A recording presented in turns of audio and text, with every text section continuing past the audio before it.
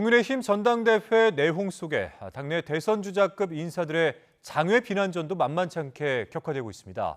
특히 홍준표 대구시장과 유승민 전 의원이 거친 설전을 벌였는데 이 두 사람의 과거 인연도 새삼 주목받고 있습니다. 임성재 기자입니다.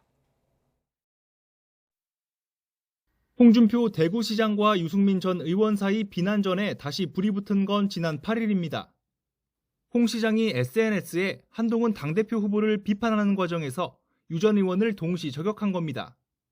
이른바 윤한 갈등설을 두고 한 후보가 유승민의 길을 가고 있고 박근혜 정권 때 배신의 정치에 당한 당원들이 또 당하진 않을 거란 취지였습니다.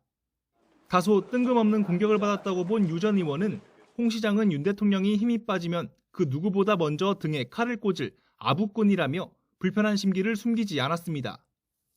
권력 앞에 굽신거린다는 뜻의 신조어까지 써가며 과거 홍 시장이 선거법 위반으로 의원직을 상실했고 막말과 여성 비하로 점철된 자서전을 자랑스레 출간했다고 맹폭을 퍼부었습니다. 이에 홍 시장은 깜도 아닌 게 자신을 음해한 게 어제 오늘 일이냐며 배신자와는 같이 가지 않겠다고 맞섰고 유 전 의원은 한국 정치를 후지게 만드는 원흉은 부패와 불법을 저지른 자들이라고 맞받았습니다. 두 사람의 질긴 인연은 지난 2011년으로 거슬러 올라갑니다.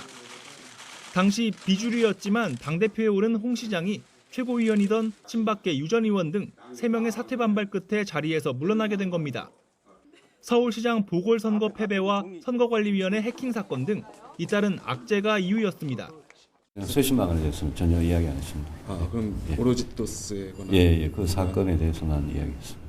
수십만 원은 나중에 추 논의하기로 그렇게 정리하고 끝냈습니다.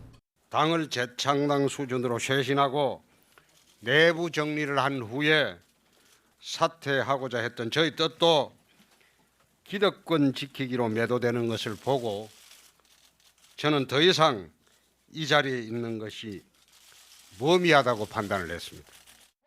이후 박근혜 전 대통령 탄핵 이후 치러진 대선에선 각각 자유한국당, 바른정당 대선 후보로 보수 분열 구도 속에 각자 도생의 선거전을 치렀습니다.